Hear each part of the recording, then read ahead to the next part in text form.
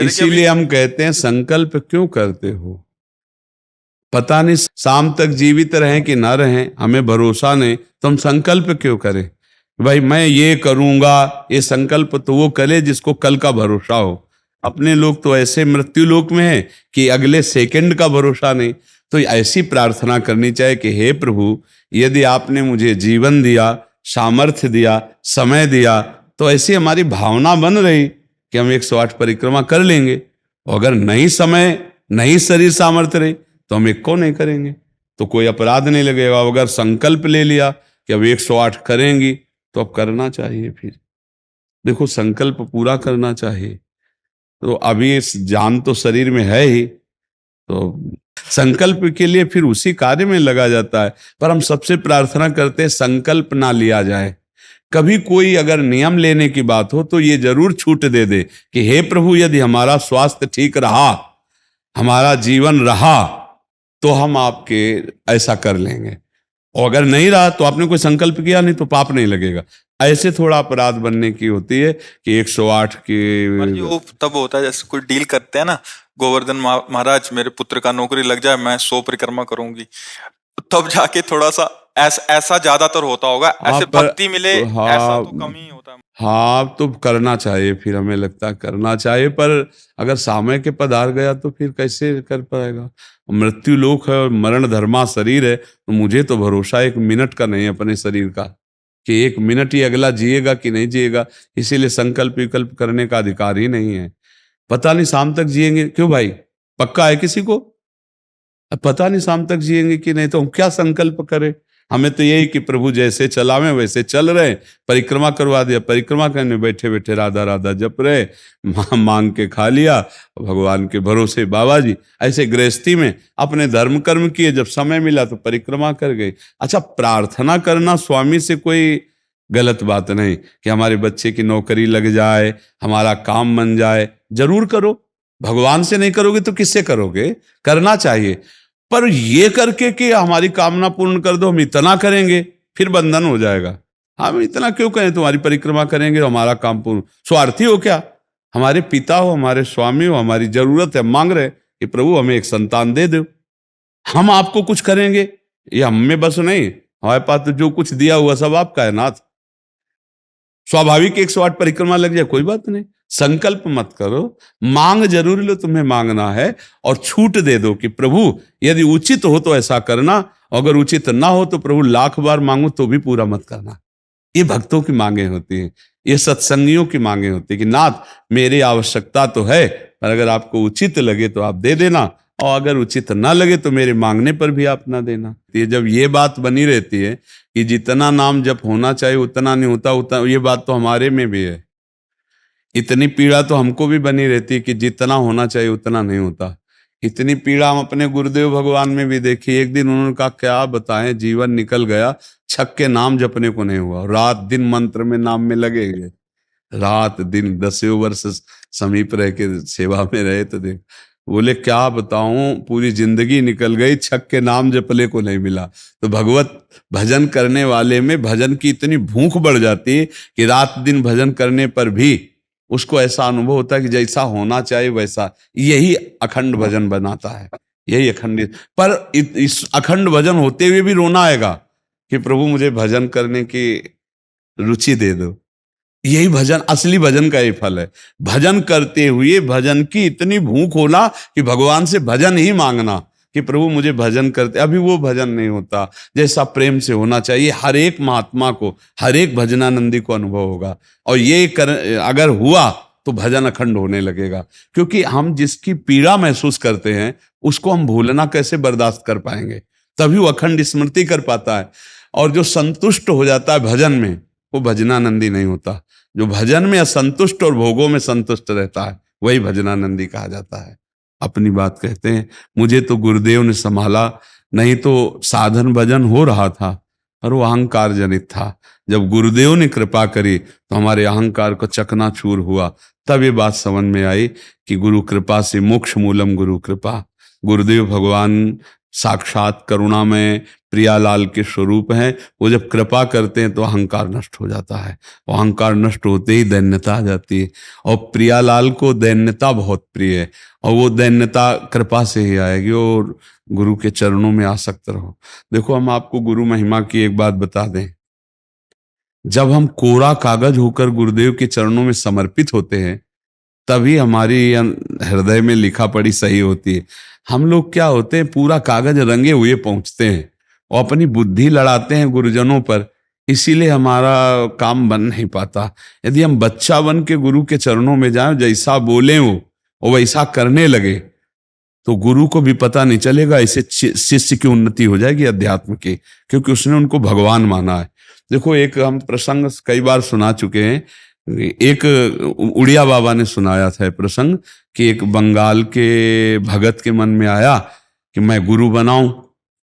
तो एक प्रसिद्ध थे काली के उपासक, उनके पास गए, और वो मदिरा पीते थे, वो जानते नहीं थे, वो मदिरा पिए हुए बैठे हुए थे। तो उन्होंने कहा, गुरुदेव, मैं आपको गुरु रूप से वरण करता हूं, मुझे मंत्र दे दो। तो शराब के नशे में लड़खड़ाते हुए मंत्र बोले, तो अशुद्ध मंत्र और अशुद्ध अवस्था, पर वो सीधा सरल भक्त भगवान मान के गुरु की छवि लेके पूजा में रख के और मंत्रानुष्ठान, अशुद्ध मंत्र। 1 साल ही हुआ कि मां भद्रकाली प्रकट हो गई, काली, और उनका बेटा, तेरा गुरु ढोंगी है। तो उन्होंने कहा, मां, पहली बात तो आप गुरु को ऐसा ना बोले, गुरु हमारे परब्रह्म है, आप ऐसा ना बोले। बोले, बेटा तो बहुत सरल है, जानता नहीं, वो शराब पीता है, और जो मंत्र दिया ना वो अशुद्ध है। मां ने कहा, तो उनका, मां, अब तो और विश्वास आपकी बात पे नहीं रहा। अगर गुरु ने अशुद्ध मंत्र दिया होता तो तुम 1 साल में आ गई, कैसे आ गई? बोले, बताने आई हूं कि मंत्र अशुद्ध है। तो उनका, मां, मैं अपने गुरु निष्ठा और गुरु मंत्र को नहीं छोड़ सकता, आप जाओ। तो उनका बेटा, मैं तुम्हारी गुरु भक्ति पे प्रसन्न हुई, और आज से मेरे सिद्ध करने का मंत्र यही होगा, जो अशुद्ध मंत्र। ऐसा गुरु भाव किया जाता है। गुरु को परब्रह्म साक्षात माना जाता है। परब्रह्म में दोष दर्शन नहीं होते, दोष हमारी बुद्धि का है। अगर बुद्धि का दोष निकाल दे तो देखो, मत्ता परतरम नान्यत किंचिदस्ति धनंजय, भगवान कह रहे मेरे सिवा कोई और है नहीं। फिर हम गुरु को दोष दर्शन में देखें, कहीं ना कहीं हमसे त्रुटि हो रही। हमें घोर पापी में भी भगवान देखना है, तो गुरु में भगवान देखने में क्या बात है? विचार करके देखिए, जब हम गुरु में भगवान देखते हैं तो अपना समर्पण करते हैं, और जब वो हमारे साथ उल्टा व्यवहार करते हैं और हम सह जाते हैं तो हमारा अहंकार नष्ट हो जाता है। वहीं वहीं रहकर उसको चोट पहुंचने दो अहंकार को, और अहंकार जब मिटिया मिट हो गया, तब कृपा उदय हुई, तब समझ में आया को हो साक्षात परब्रह्म गुरुदेव हैं। गुरुर् ब्रह्मा गुरुर्विष्णु गुरुदेव महेश्वरा, गुरु साक्षात परब्रह्म तस्मै श्री गुरु। गुरु में भगवान बुद्धि करना बहुत कठिन बात है, सबसे कठिन बात विश्व में, समझ लो। गुरु में परब्रह्म बुद्धि करना, और गुरु में परब्रह्म बुद्धि नहीं तो कुछ भी कर ले, अहंकार नष्ट नहीं होगा। यह खुली बात कह रहे, गुरु ही एक वो खिलाड़ी हैं जो हमारे अहंकार को मिटिया मेट कर दे सकते हैं, दूसरा नहीं, दूसरा नहीं। इसीलिए ध्यान मूलम गुरु मूर्ति, पूजा मूलम गुरु पदम, मंत्र मूलम गुरु वाक्य, मोक्ष मूलम गुरु का चरणामृत पियो, गुरु की चरण रज लगाओ, और गुरु के आगे एक तुच्छ सेवक की तरह रहो, अभी दैन्यता आ जाएगी।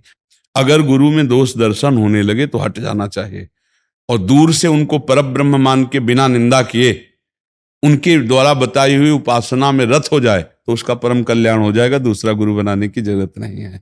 परमात्मा प्राप्ति के लिए गुरु कृपा है। हम तो आपको हाथ उठा के कहते हैं कि गुरुदेव की कृपा के बिना एक कदम नहीं चल सकते, एक कदम भी नहीं चल सकते। हम जैसे भूमि में ही कदम रख सकते हैं, ऐसे हम जीवित हैं, परमार्थ में चल रहे हैं तो केवल अपने गुरुदेव की कृपा से चल रहे हैं, किंचन मात्र कुछ नहीं। केवल वो ऐसे पकड़े हुए हैं तो हम चल रहे हैं, अगर वो ऐसे छोड़ दें तो धम्म से गिर जाए। गुरु कृपा ही केवलम, गुरु कृपा है। वो दैन्यता गुरु कृपा से आती। महाराज जी, धन्य भाग है आपकी कि आप दैन्यता चाहते हैं। हाँ, परम कृपा है वैष्णव आचार्यों की। बस चुपचाप चलते रहिए, किसी की निंदा मत करना और किसी के दोष दर्शन मत करना, बस इसी से दैन्यता आ जाएगी।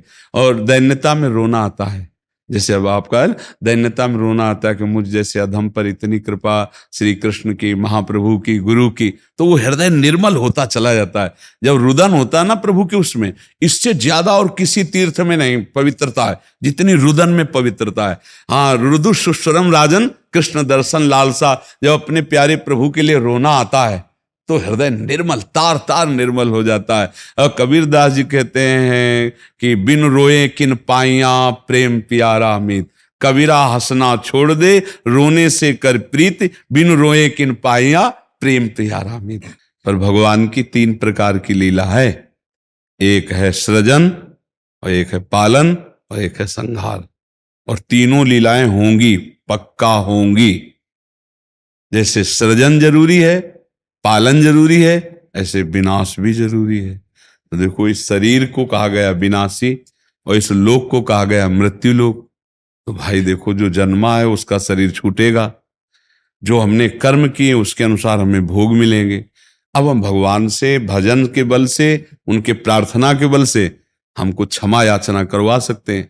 तो अपने पुत्र के लिए, अपने कल्याण के लिए, अपने परिवार के कल्याण के लिए, समाज के मंगल के लिए भगवान का नाम जप करे, भगवान से प्रार्थना करे, दूसरों को सुख पहुंचावे, धर्म पूर्वक आचरण करे, तो निश्चित मंगल होता है।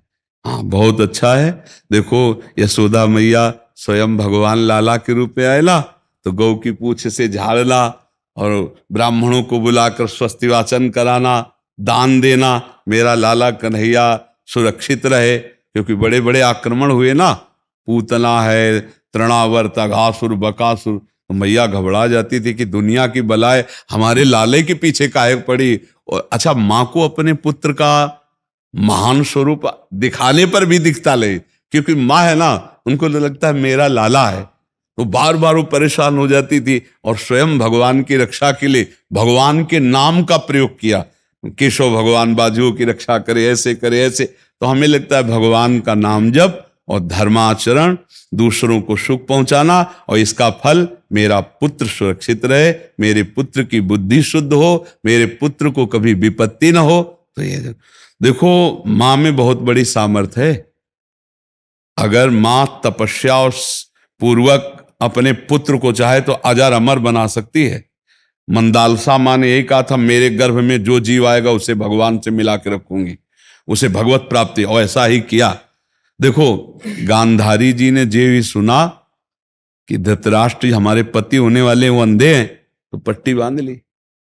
जब ये समय आया कि अब युद्ध होगा ही पक्का, तब गांधारी जी ने कहा, बेटा मैं तुम्हें बहुत प्यार करती हूं, तुम मेरा बेटा है, पर भीम के सहयोगी श्री कृष्ण तू मारा जाएगा, इसलिए जा, तू नग्न होकर मेरे सामने आ जा, मैं पट्टी खोलती हूं, तेरा शरीर वज्र का हो जाएगा, मृत्यु ही नहीं होगी तेरी। अब भगवान तो भगवान ही है। अब वो आ रहे थे नंग धड़ंग दुर्योधन, तो भगवान ने देखा उनका, अरे यार तुम इतने बड़े होकर बच्चों की तरह नंगे घूम रहे हो। तो उनका माँ ने कहा, बच्चे हो, कम से कम कमर तो ढक लो इतना। ओ ऐसे पत्ता लगा के ऐसे गांधारी ने जी ही आंख खोले ऐसे दे, उनका ये पत्ता क्यों लगा लिया? उनका, माँ तुम्हारे सामने नंगा कैसे आऊं? अरे उनका, धोखा कर दिया तूने, अब जितनी दृष्टि मेरी पड़ गई, तेरा शरीर वज्र का हो गया, गदा या किसी भी प्रहार से नष्ट नहीं होगा, लेकिन तू कमर से मारा जाएगा। यही से कमजोर हो गया। क्योंकि और भगवान अपने भक्त का प्रण पूरा करवाने के लिए जब द्रौपदी को दिगंबर करा रहा था ना, ये सभा में लाभ जंगा ठोक रहा था, तो भीम ने यही प्रण किया था, इसी जंगा को तोड़ूंगा। अगर भगवान भक्त की वचन रक्षा ना करते और वो पूरा वज्र का शरीर हो जाता तो तोड़ नहीं पाते, इसीलिए भगवान ने। तो माँ में कितनी सामर्थ्य है, आप देखो, अधर्म युक्त चल रहा है लेकिन मेरा बच्चा सुरक्षित रहे, आंख की पट्टी खोली, पतिव्रता, तो वज्र का शरीर कर दिया। तो आप अपने पुत्र को अजर अमर अविनाशी बना सकते हैं साधना और भजन के प्रभाव से। नाम से परम गति होती है। राधा नाम का एक हमने पद सुनाया था, अगर सत्संगी जन होंगे, रोज सत्संग सुनते होंगे, सुनो, राधा नाम है जीवन हमारा, राधा नाम प्राण आधार है। ये पूरा पद, राधा नाम ही हमें प्रेम में निकुंज में पहुंचाएगा। आखिरी पंक्ति है, निकुंज तक पहुंचा देगा ये राधा नाम। तुम्हें चिंता नहीं करनी। राधा वल्लभ श्री हरिवंश जपो या राधा राधा जपो,